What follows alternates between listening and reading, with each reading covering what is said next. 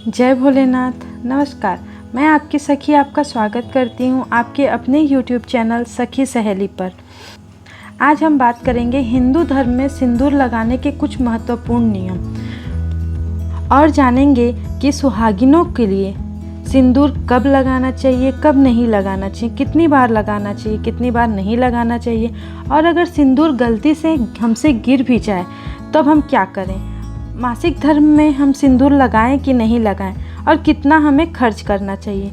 ये सब हमारे मन में बहुत सारे सवाल चलते रहते हैं जब हम सिंदूर लगाते हैं। तो आज हम आपको ये सारे सवालों का जवाब जो हमारे मन में चलते रहता है उसका जवाब मैं आपको दूंगी।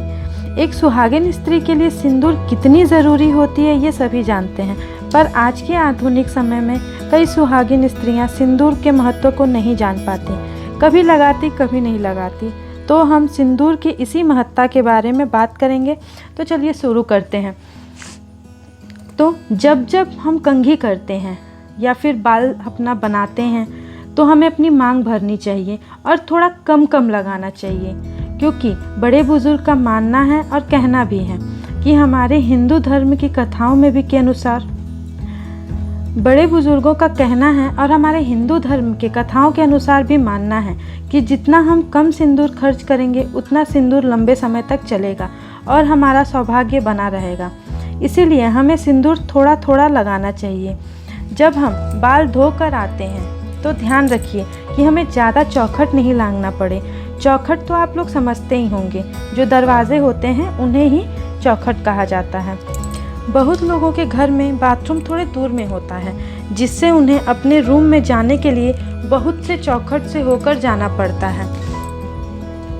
तो इस बात का अवश्य ध्यान दें कि सिंदूर लगाने से पहले कुछ मीठा ज़रूर खाएं। कुछ लोगों की आदत होती है कि बिना पूजा पाठ किए वो कुछ नहीं खाते। वह शक्कर, गुड़ या किशमिश यानी फलहारी वाला कुछ भी मीठा ले सकते हैं। जब हम अपने बालों को धोकर सिंदूर लगाते हैं तो हमें सिंदूर के साथ कभी भी सिर पर तेल नहीं लगाना चाहिए, ना कभी बाल धोकर तुरंत पैर में आलता लगानी चाहिए, ना नाखून काटना चाहिए। आज के समय में बहुत कम स्त्रियाँ ये सारे नियमों का पालन करती हैं। हमें सिंदूर कभी भी बिना सिर ढके नहीं लगाना चाहिए। जब भी हम सिंदूर लगाएं तब हमें किसी भी कपड़े से, दुपट्टे से सिर ढक कर सिंदूर लगाना चाहिए। हमें कभी भी खड़े होकर ना सिंदूर लगाना चाहिए और ना ही कभी श्रृंगार करना चाहिए, और पूर्व दिशा की तरफ मुख कर ही सिंदूर लगाना चाहिए। एक और सवाल हमारे मन में हमेशा चलता है कि हम मासिक धर्म में सिंदूर लगाएं कि नहीं लगाएं। नहीं, हमें मासिक धर्म में कभी भी सिंदूर नहीं लगाना चाहिए और ना ही कभी श्रृंगार करना चाहिए। अगर कभी ज़रूरत पड़ जाए तो हम श्रृंगार कर सकते हैं। अगर हमारे पास पुरानी बिंदी यानी लगी हुई बिंदी रहे तो उसको हम दोबारा लगा सकते हैं। सिंदूर में हम तीसरे या पाँचवें दिन जब हम बाल धो लेते हैं तब हमें सिंदूर लगाना चाहिए और श्रृंगार करना चाहिए।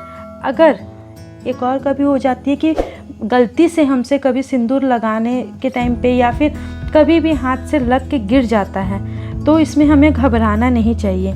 तुरंत हमें अपने आंचल से पोंछकर प्रणाम करके माफ़ी मांग लेनी चाहिए कि हमसे ये भूल से गिर गई है, और हमेशा सीधे मांग में ही सिंदूर भरना चाहिए। जब भी हम किसी देव स्थान, मंदिर में या फिर किसी पूजा पाठ में जाते हैं तो हमें थोड़ा सा सिंदूर ज़रूर लेकर आना चाहिए। यह सौभाग्य माना जाता है। धन्यवाद। अगर आपको ये मेरा वीडियो पसंद आया हो तो प्लीज़ इसे लाइक और सब्सक्राइब ज़रूर करें। धन्यवाद।